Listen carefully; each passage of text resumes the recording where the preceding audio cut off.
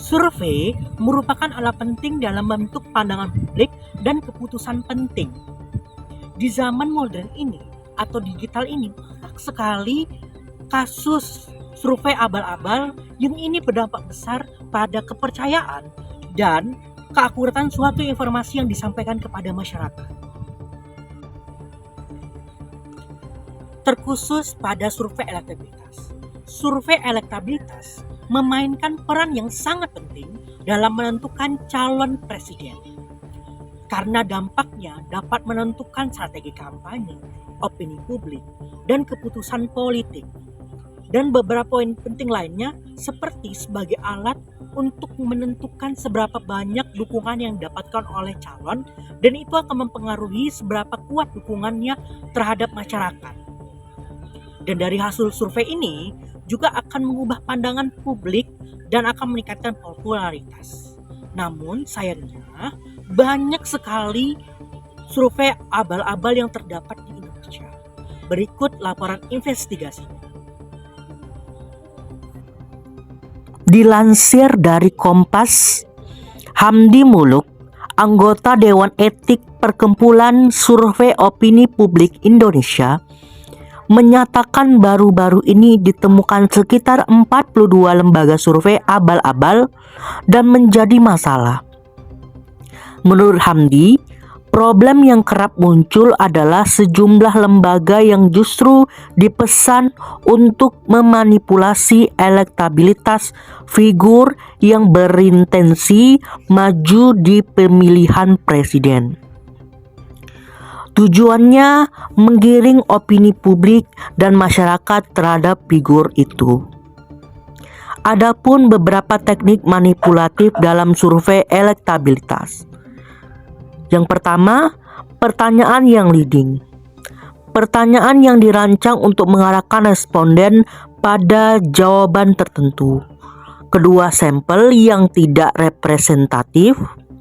Ketiga, penggunaan bahasa yang mengarah. Keempat, penyajian data yang bias. Yang kelima, framing pertanyaan yang memihak. Adapun kesalahan metodologi yang bisa menyebabkan hasil survei tidak akurat. Yang pertama, sampling bias. Sampel yang diambil tidak mewakili populasi. Yang kedua, non-respon bias. Sebagian besar responden tidak merespon survei. Yang ketiga, pertanyaan yang ambigu atau leading. Yang keempat, kesalahan teknis dalam pengumpulan data. Yang kelima, perubahan metode dalam pengumpulan data. Pengaruh survei. Hasil survei yang manipulatif dapat mempengaruhi persepsi publik terhadap kandidat presiden seperti 1. Pencitraan elektabilitasnya. Jika suara dibuat dengan memihak pada satu kandidat, maka ini bisa memengaruhi persepsi publik. Yang kedua, pengaruh terhadap opini publik. Yang ketiga, efek bandwagon, di mana pemilih cenderung memilih seseorang yang dianggap populer. Keempat, pengaruh media dan narasi yang mempresentasikan kandidat, calon presiden, dan wakil presiden. Adapun tanggapan ahli terkait survei abal-abal.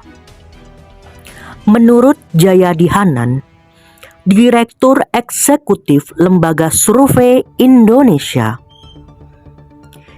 menyatakan yang jadi masalah adalah pandangan survei itu bisa manipulatif. Ada pandangan bahwa hasil survei yang diumumkan itu bisa memengaruhi pilihan orang. Namun nyatanya tidak ada bukti yang menunjukkan kalau survei itu yang diumumkan memengaruhi pilihan orang. Tanggapan saya terhadap survei abal-abal yaitu sangat merugikan masyarakat karena hasil informasi yang diberikan itu kan yang gak akurat gitu ya. Nah, apalagi masyarakat itu kan ya dalam pengambilan keputusan politiknya itu juga kadang ya menggunakan survei gitu kan. Nah, jadi ya survei abal-abal ini tuh perlulah kita hindari gitu kan, karena ya ini bisa merusak proses demokrasi yang benar dan juga ya kepercayaan publik terhadap informasi yang tersedia. Survei abal-abal atau survei yang kurang bagus, tidak yang abal-abal, yang menjebak orang dengan pertanyaan yang tidak kurang bagus dan tidak adil, dan hasilnya tidak akurat, bikin orang bingung. Jadi pun tak bisa diambil jadi keputusan yang baik. Ternyata pendapat orang banyak.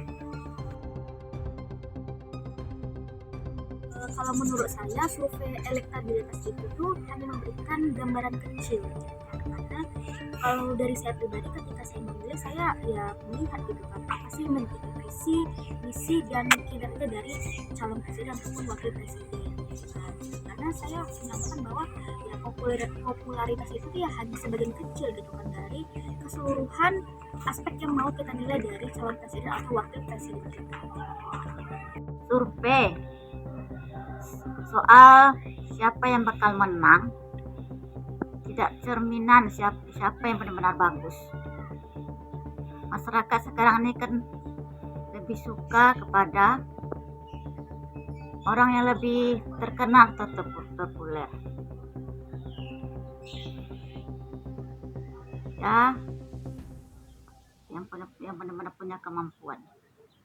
Bagi saya, politik elektabilitas seperti itu berpengaruh pada putusan politik. Badan Pengawas Pemilu menghimbau masyarakat untuk aktif mengawasi dan melaporkan jika ada kejanggalan suatu lembaga survei, sehingga bisa ditindaklanjuti bersama Dewan Etik Lembaga Survei. Adapun cara membedakan lembaga survei yang kredibel dan abal-abal, yang pertama yakni memberikan secara terang-terangan metodologi surveinya.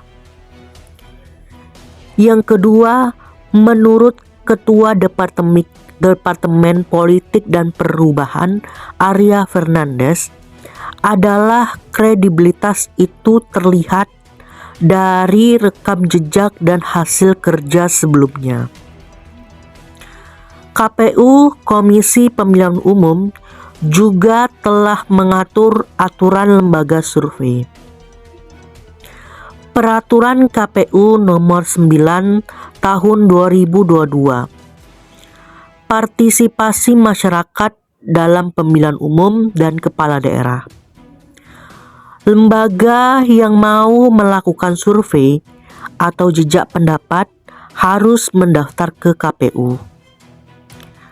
Adapun syaratnya. Yang pertama, berbadan hukum di Indonesia. Yang kedua, independen. Yang ketiga, sumber dana yang jelas dan lain-lain.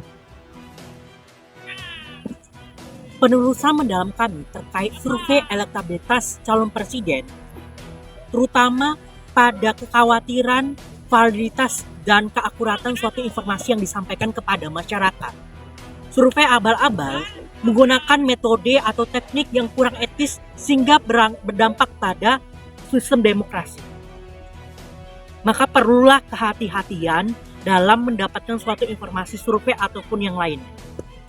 Jika suatu keputusan politik kita diambil pada suatu data yang salah, maka ini akan berdampak pada masyarakat dan juga sistem demokrasi kita. Untuk itu kepada seluruh elemen, maka perlu yang namanya kehati-hatian supaya tidak terjebak pada survei abal-abal. Dan yang terakhir, Maka perlu ditegaskan untuk transparansi, integritas, dan juga akurasi yang tepat pada survei elektabilitas agar menciptakan suatu sistem demokrasi yang sehat dan adil untuk kepentingan bersama. Terima kasih.